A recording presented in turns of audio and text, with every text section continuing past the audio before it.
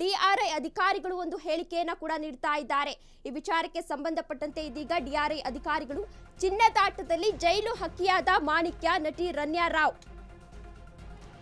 ಬಂಗಾರದ ಬೆಡಗಿಗೆ ಸಹಾಯ ಮಾಡಿದವರಿಗೆ ಬಿಗ್ ಶಾಕ್ ಕೂಡ ಇದೀಗ ಕಾದಿದೆ. ಡಿಆರ್ಐ ಅಧಿಕಾರಿಗಳ ಬಳಿ ಇದೆ ರನ್ಯಾಗೆ ಸಹಾಯ ಮಾಡಿದವರ ಲಿಸ್ಟ್.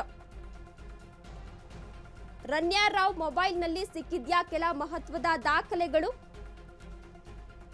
ರನ್ಯಾ ಬಳಿ ಕೆಲ ಪ್ರಭಾವಿಗಳ ಮಾಹಿತಿ, ಮೊಬೈಲ್ ನಂಬರ್ ಕೂಡ ಪತ್ತೆಯಾಗಿದೆ. ಚಿನ್ನಾಟದಲ್ಲಿ ಜೈಲು ಹಕ್ಕಿಯಾದ ಮಾಣಿಕ್ಯ ನಟಿ ರನ್ಯಾ ರಾವ್ ಬಂಗಾರದ ಬೆಡಗಿಗೆ ಸಹಾಯ ಮಾಡಿದವರಿಗೆ ಕಾದಿದ್ಯಾ ಬಿಗ್ ಶಾಕ್ ಎನ್ನುವ ಪ್ರಶ್ನೆ ಕೂಡ ಎದುರಾಗ್ತಾ ಇದೆ.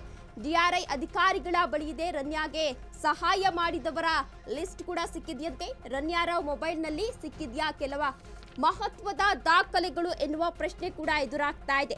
ರನ್ಯಾ ಬಳಿ ಕೆಲ ಪ್ರಭಾವಿಗಳ ಮಾಹಿತಿ, ಮೊಬೈಲ್ ನಂಬರ್ ಕೂಡ ಪತ್ತೆಯಾಗಿದೆ ಎನ್ನುವ ಮಾಹಿತಿ ಸಿಗ್ತಾ ಇದೆ. ಏನು ಏರ್ಪೋರ್ಟ್ನಲ್ಲಿ ಬರ್ತಾ ಇದ್ದಂತಹ ಸಂದರ್ಭದಲ್ಲಿ 14 ಕೆಜಿ ಚಿನ್ನವನ್ನ ಇಟ್ಕೊಂಡು ಹೋಗಿದ್ರು, ಬಿಸ್ಕೆಟ್ ಅನ್ನ ಇಟ್ಕೊಂಡು ಹೋಗಿದ್ರು ಎನ್ನುವ ವಿಚಾರಕ್ಕೆ ಸಂಬಂಧಪಟ್ಟಂತೆ ಈಗಾಗಲೇ ರನ್ಯಾ ರಾವನ್ನ ಅರೆಸ್ಟ್ ಕೂಡ ಮಾಡಲಾಗಿದೆ. ಅರೆಸ್ಟ್ ಮಾಡಿ ಈಗಾಗಲೇ ವಿಚಾರಣೆಯನ್ನ ಕೂಡ ನಡೆಸಲಾಗಿದೆ. ವಿಚಾರಣೆಯನ್ನ ನಡೆಸಿದಂತಹ ಸಂದರ್ಭದಲ್ಲಿ ಅವರು ಯಾವುದೇ ರೀತಿ ಪ್ರತಿಕ್ರಿಯೆಯನ್ನ ನೀಡ್ತಾ ಇಲ್ಲ, ಒಂದೇ ರೀತಿ ಉತ್ತರವನ್ನ ನೀಡ್ತಾ ಇದ್ದಾರೆ. ನನ್ಗೇನು ಗೊತ್ತಿಲ್ಲ ಇದ್ರ ಬಗ್ಗೆ ಅನ್ನೋ ವಿಚಾರವನ್ನ ಅಲ್ಲಿ ಪ್ರಸ್ತಾಪ ಮಾಡ್ತಿದ್ದಾರೆ ಎಂದು ಡಿಆರ್ಐ ಅಧಿಕಾರಿಗಳು ಈ ಎಲ್ಲಾ ವಿಚಾರವನ್ನ ಈಗಾಗಲೇ ಕೋರ್ಟ್ಗೆ ಸಬ್ಮಿಟ್ ಅನ್ನ ಕೂಡ ಮಾಡಿದ್ರು. ನಿನ್ನೆಯಷ್ಟೇ ಅವರ ವಿಚಾರಣೆ ಕೂಡ ಆಗಿದೆ. ವಿಚಾರಣೆಯನ್ನ ನಡೆಸಿದಂತಹ ಸಂದರ್ಭದಲ್ಲಿ ರನ್ಯಾ ರಾವ್ ಕೂಡ ಆರೋಪವನ್ನ ಮಾಡಿದ್ರು. ನನಗೆ ಬೆದರಿಕೆಯನ್ನ ಹಾಕ್ತಾ ಇದ್ದಾರೆ, ನನಗೆ ಜೈಲಿನಲ್ಲಿ ಇರೋದಕ್ಕೆ ಆಗ್ತಾ ಇಲ್ಲ ಎನ್ನುವ ಆರೋಪವನ್ನ ಕೂಡ ಮಾಡಿದ್ರು. ನಿನ್ನೆಯಷ್ಟೇ ಜಡ್ಜ್ ಏನಿದ್ದಾರೆ ಅವರು ಆರೋಪ ಹಾಗೂ ಪ್ರತ್ಯಾರೋಪ ಎರಡನ್ನ ಆಲಿಸಿ ಈಗಾಗಲೇ 15 ದಿನಗಳ ಕಾಲ ನ್ಯಾಯಾಂಗ ಬಂಧನವನ್ನ ಕೂಡ ವಿಧಿಸಲಾಗಿದೆ. ಅದರ ಬೆನ್ನಲ್ಲೇ ಇದೀಗ ಡಿಆರ್ಐ ಅಧಿಕಾರಿಗಳಿಗೆ ಒಂದು ಲಿಸ್ಟ್ ಸಿಕ್ಕಿದೆ ಎನ್ನಲಾಗ್ತಾ ಇದೆ. ರನ್ಯಾ ರಾವ್ ಯಾರಿಗೆ ಇಲ್ಲಿ ಚಿನ್ನ ಮಾರಾಟವನ್ನ ಮಾಡ್ತಾ ಇದ್ಲು ಎನ್ನುವ ಪ್ರಶ್ನೆ ಎದುರಾಗ್ತಾ ಇದೆ. ಪ್ರತಿಷ್ಠಿತ ಚಿನ್ನದ ಮಳಿಗೆಗಳ ಮಾಲೀಕರು ಇದರಲ್ಲಿ ಭಾಗಿಯಾಗಿದ್ದಾರಾ ಎನ್ನುವ ಪ್ರಶ್ನೆ ಕೂಡ ಎದುರಾಗ್ತಾ ಇದೆ. ಎಷ್ಟು ದಿನಗಳಿಂದ ಈ ರೀತಿಯಾದ ವ್ಯವಹಾರ ನಡೀತಾ ಇದೆ, ಇವರ ಮಧ್ಯೆ ಈ ರೀತಿ ವ್ಯವಹಾರ ಎಷ್ಟು ದಿನದಿಂದ ನಡೀತಾ ಇದೆ, ರನ್ಯಾಗೆ ಯಾವೆಲ್ಲ ಕಸ್ಟಮ್ಸ್ ಅಧಿಕಾರಿಗಳು ಸಾಥನ್ನ ನೀಡಿದ್ದಾರೆ, ಅನೇಕ ವಿಚಾರಗಳ ಹಿಂದೆ ಬಿದ್ದಿದ್ದಾರೆ ಈಗ ಡಿಆರ್ಐ ಅಧಿಕಾರಿಗಳು ಎನ್ನುವ ಮಾಹಿತಿ ಕೂಡ ಸಿಗ್ತಾ ಇದೆ. ಕೆಲವರಿಗೆ ನೋಟಿಸ್ ಅನ್ನ ನೀಡಿ ಡಿಆರ್ಐ ಅಧಿಕಾರಿಗಳು ಗ್ರಿಲ್ಗೆ ಪ್ಲಾನ್ ಅನ್ನ ಮಾಡ್ಕೊಳ್ತಾ ಇದ್ದಾರೆ. ರನ್ಯಾ ರಾವ್ ಯಾರಿಗೆ ಇಲ್ಲಿ ಚಿನ್ನ ಮಾರಾಟವನ್ನ ಮಾಡ್ತಾ ಇದ್ಲು ಎನ್ನುವ ಪ್ರಶ್ನೆ ಕೂಡ ಎದುರಾಗ್ತಾ ಇದೆ. ಪ್ರತಿಷ್ಠಿತ ಚಿನ್ನದ ಮಳಿಗೆಗಳ ಮಾಲೀಕರು ಇದರಲ್ಲಿ ಭಾಗಿಯಾಗಿದ್ದಾರಾ? ಹಾಗಾದ್ರೆ ಯಾರ್ಯಾರು ಈ ಚಿನ್ನದ ಮಳಿಗೆಯಲ್ಲಿ ಭಾಗಿಯಾಗಿದ್ರು ಎನ್ನುವ ಪ್ರಶ್ನೆ ಕೂಡ ಇಲ್ಲಿ ಎದುರಾಗ್ತಾ ಇದೆ.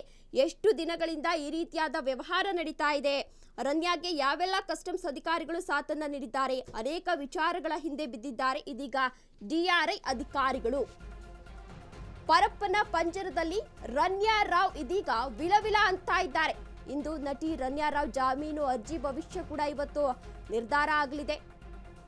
ಆರ್ಥಿಕ ಅಪರಾಧಗಳ ವಿಶೇಷ ಕೋರ್ಟ್ನಲ್ಲಿ ಇವತ್ತು ವಿಚಾರಣೆಯನ್ನ ಕೂಡ ನಡೆಸಲಿದ್ದಾರೆ. ಇಂದು ರನ್ಯಾ ಪರ ವಕೀಲರಿಂದ ಜಾಮೀನು ಅರ್ಜಿ ಸಲ್ಲಿಕೆ ಮಾಡೋ ಸಾಧ್ಯತೆ ಕೂಡ ಇದೆ. ಹಾಗಾದ್ರೆ ಅವರಿಗೆ ಜಾಮೀನು ಸಿಗುತ್ತಾ? ನಿನ್ನೆ ರನ್ಯಾಳನ್ನ ನ್ಯಾಯಾಂಗ ಬಂಧನಕ್ಕೆ ಕೋರ್ಟ್ ಕೂಡ ನೀಡಿತ್ತು. ಮಾರ್ಚ್ 25ರವರೆಗೂ ನ್ಯಾಯಾಂಗ ಬಂಧನಕ್ಕೆ ಕೋರ್ಟ್ ಅವರನ್ನ ನೀಡಿತ್ತು. ಸದ್ಯ ಪರಪ್ಪನ ಅಗ್ರಹಾರ ಜೈಲಿನಲ್ಲಿರುವ ಆರೋಪಿ ರನ್ಯಾ ಅವರು ಇದೀಗ ಪರಪ್ಪನ ಅಗ್ರಹಾರದಲ್ಲಿ ಇದ್ದಾರೆ.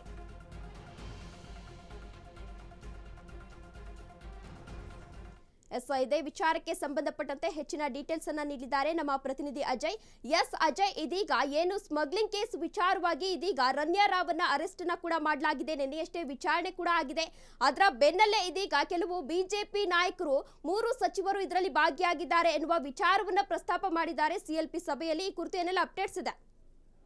ಖಂಡಿತವಾಗ್ಲೂ ತೇಜಸ್ವಿನಿ, ಏನು ಸಾಕಷ್ಟು ಆರೋಪಗಳು ಕೂಡ ಈಗ ಕಾಂಗ್ರೆಸ್ ನಾಯಕರ ಮೇಲೆ ಮತ್ತೆ ಸಚಿವರ ಮೇಲೆ ಕೂಡ ಬರ್ತಾ ಇರುವಂತದ್ದು. ಅದ್ರ ಬಗ್ಗೆ ಈಗಾಗ್ಲೇ ಡಿಆರ್ಐ ಕೂಡ ತನಿಖೆಯನ್ನ ಮಾಡಿರುವಂತದ್ದು. ತನಿಖೆ ಮಾಡಿ ಯಾರೆಲ್ಲ ಇದ್ದಾರೆ ಎಂಬ ಅಂಶವನ್ನು ಕೂಡ ಈಗಾಗ್ಲೇ ಅದರಲ್ಲಿ ಅವರ ಸ್ಟೇಟ್ಮೆಂಟ್ ಅಲ್ಲೂ ಕೂಡ ಪಡ್ಕೊಂಡಿದ್ದಾರೆ. ಆದ್ರೆ ಇಲ್ಲಿ ಈವರೆಗೂ ಕೂಡ ರನ್ಯಾ ರಾವ್ ಯಾವುದೇ ಕಾರಣಕ್ಕೂ ಕೂಡ ಏನು ಇವ್ರು ಕೇಳಿದಂತ ಎಲ್ಲಾ ವಿಚಾರಗಳಿಗೂ ಕೂಡ ಇಲ್ಲಿ ಸ್ಟೇಟ್ಮೆಂಟ್ ಅನ್ನ ಕೊಟ್ಟಿದ್ದಾರೆ ಅಥವಾ ಎಲ್ಲಾ ವಿಚಾರನ ಹೇಳಿದ್ದಾರೆ ಅಂತ ಇಲ್ಲಿ ಎಳ್ಳೂ ಕೂಡ ಅವರು ಹೇಳಿಲ್ಲ. ಯಾಕಂದ್ರೆ ಇವರು ತನಿಖೆಗೆ ಸಹಕಾರ ನೀಡ್ತಿಲ್ಲ ಅಂತಾನೆ ನಿನ್ನೆ ಕೂಡ ಜಡ್ಜ್ ಮುಂದೆನೂ ಕೂಡ ಅವರು ಕೂಡ ಹೇಳಿದ್ರು. ಇನ್ನು ಅದಕ್ಕೆ ರನ್ಯಾ ರಾವ್ ಕೂಡ ಹೇಳಿದ್ರು, ಇಲ್ಲ ನನಗೆ ಸಾಕಷ್ಟು ಮಾನಸಿಕವಾಗಿ ಹಿಂಸೆಯನ್ನ ಕೊಡ್ತಾ ಇದ್ದಾರೆ, ಸೊ ಹೀಗಾಗಿ ನಾನು ಇವ್ರ ಬಳಿ ನಾನು ಹೋಗೋದಿಲ್ಲ, ಅಂದ್ರೆ ನನಗೆ ತನಿಖೆಗೆ ಸಹಕಾರ ಕೊಡಕ್ ಆಗ್ತಾ ಇಲ್ಲ ಅಂತಾನು ಕೂಡ ಅವರು ಕೂಡ ಏನು ರನ್ಯಾ ರಾವ್ ಕೂಡ ಹೇಳಿದ್ರು. ಹೀಗಾಗಿ ನ್ಯಾಯಾಂಗ ಬಂಧನಕ್ಕೂ ಕೂಡ ಈಗಾಗಲೇ 15 ದಿನಗಳ ಕಾಲ ಅವರನ್ನು ಕೂಡ ಕೊಡ್ಲಾಗಿದೆ.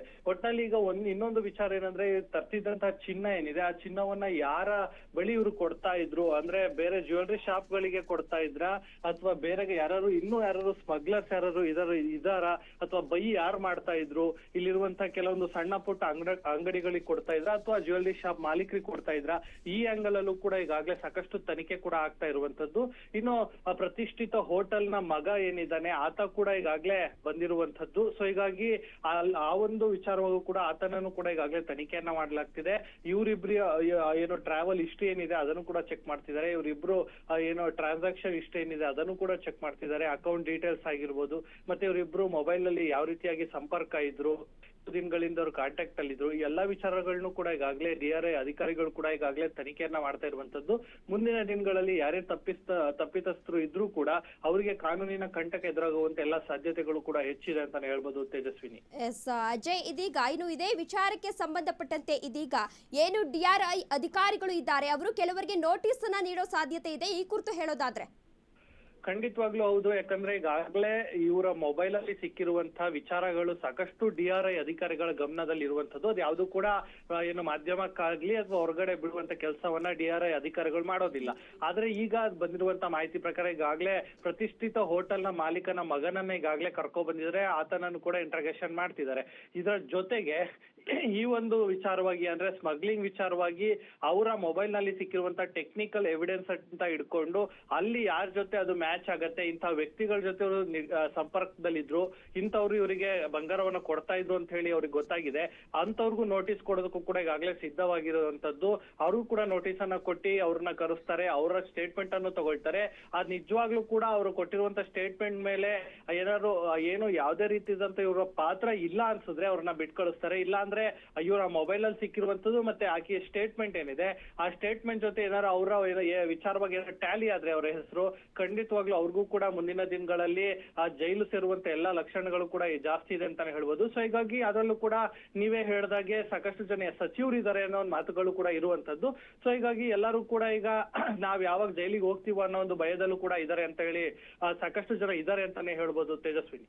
ಎಸ್ ಅಜಯ್, ಇವತ್ತು ರನ್ಯಾರಾವ್ ಪರ ವಕೀಲರು ಏನಿದ್ದಾರೆ ಇವತ್ತು ಅರ್ಜಿ ವಿಚಾರಣೆ ಕೂಡ ಸಲ್ಲಿಸಲಿದ್ದಾರೆ, ಜಾಮೀನು ಅರ್ಜಿ ವಿಚಾರಣೆ, ಈ ಕುರಿತು ಹೇಳೋದಾದ್ರೆ? ಖಂಡಿತವಾಗ್ಲೂ ಈಗ ಅವರು ಏನು ನ್ಯಾಯಾಂಗ ಹೋರಾಟ ಮಾಡ್ಲೇಬೇಕು. ಸೊ ಹೀಗಾಗಿ ಅವರು ಕೂಡ ಮಾಡ್ತಾರೆ. ಇವತ್ತು ಜಾಮೀನು ಅರ್ಜಿಯ ವಿಚಾರಣೆ ಕೂಡ ನಡೆಯುತ್ತೆ. ಅವರು ಕೂಡ ಅರ್ಜಿಯನ್ನ ಸಲ್ಲಿಸ್ತಾರೆ ರನ್ಯಾ ಪರವಾದಂತ ವಕೀಲರು. ಯಾಕಂದ್ರೆ ಇದು ಒಂದು ಕಾನೂನು ಪ್ರಕ್ರಿಯೆ. ಜಾಮೀನನ್ನ ಕೇಳ್ಬೋದು, ಆದ್ರೆ ನ್ಯಾಯಾಧೀಶರು ಬಹುತೇಕವಾಗಿ ಕೊಡೋದು ಡೌಟ್. ಯಾಕಂದ್ರೆ 15 ದಿನಗಳ ಕಾಲ ಈಗಾಗಲೇ ಕೊಟ್ಟಿರುವಂತದ್ದು. ಸೊ ಹೀಗಾಗಿ ಮುಂದಿನ ದಿನಗಳಲ್ಲಿ ಯಾವ ರೀತಿಯಾದಂತಹ ಎವಿಡೆನ್ಸ್ ಗಳು ಇವ್ರ ವಿರುದ್ಧವಾಗಿ ಬಂದಿದೆಯೋ ಅದೆಲ್ಲವೂ ಕೂಡ ನೆಗೆಟಿವ್ ಅಂತ ಅನ್ಸಿದ್ರೆ ಮಾತ್ರ ಇಲ್ಲಿ ಬೇಲ್ ಸಿಗುತ್ತೋ ಹೊರತು ಯಾವುದೇ ಕಾರಣಕ್ಕೂ ಕೂಡ ರನ್ಯಾರಾವ್ಗೆ ಈಗ್ಲೇ ಬೇಲ್ ಸಿಗುತ್ತೆ ಅಂತ ಹೇಳೋದಕ್ಕೆ ಆಗೋದಿಲ್ಲ. ಯಾಕಂದ್ರೆ ಅವರು ರೆಡ್ ಹ್ಯಾಂಡ್ ಆಗಿ ಇಲ್ಲಿ ಚಿನ್ನದ ಜೊತೆ ಸಿಗಾಕೊಂಡಿರುವಂತದ್ದು. ಸೊ ಹೀಗಾಗಿ ಬೇಲ್ ಹಾಕೋದು ಅವರ ಒಂದು ಪ್ರಕ್ರಿಯೆ, ಅವ್ರು ಹಾಕಿ ಹಾಕ್ತಾರೆ. ಆದ್ರೆ ಇಲ್ಲಿ ಅವ್ರಿಗೆ ಬೇಲ್ ಸಿಗುತ್ತೆ ಅನ್ನೋದು ನಿಜಕ್ಕೂ ಕೂಡ ಡೌಟ್ ಅಂತಾನೆ ಹೇಳ್ಬೋದು. ಯಾಕಂದ್ರೆ ಮುಂದಿನ ದಿನಗಳಲ್ಲಿ ಸಾಕಷ್ಟು ಕಾನೂನು ಹೋರಾಟ ಅವ್ರು ಮಾಡ್ಲೇಬೇಕಾಗತ್ತೆ. ಮುಂದಿನ ದಿನಗಳಲ್ಲಿ ಅವ್ರಿಗೆ ಸಿಗುವಂತ ಸಾಧ್ಯತೆ ಇರುತ್ತೆ. ಈಗಂತೂ ಅದೇ ಕಣಕ್ಕೂ ಸಿಗೋದಿಲ್ಲ ಅನ್ನೋ ಒಂದು ದೃಢವಾದ ವಿಚಾರಗಳು ಕೂಡ ಓಡಾಡಿರುವಂತದ್ದು ತೇಜಸ್ವಿನಿ. ಓಕೆ, ಧನ್ಯವಾದ ಅಜಯ್ ತಮ್ಮೆಲ್ಲ ಡೀಟೇಲ್ಸ್ಗಾಗಿ.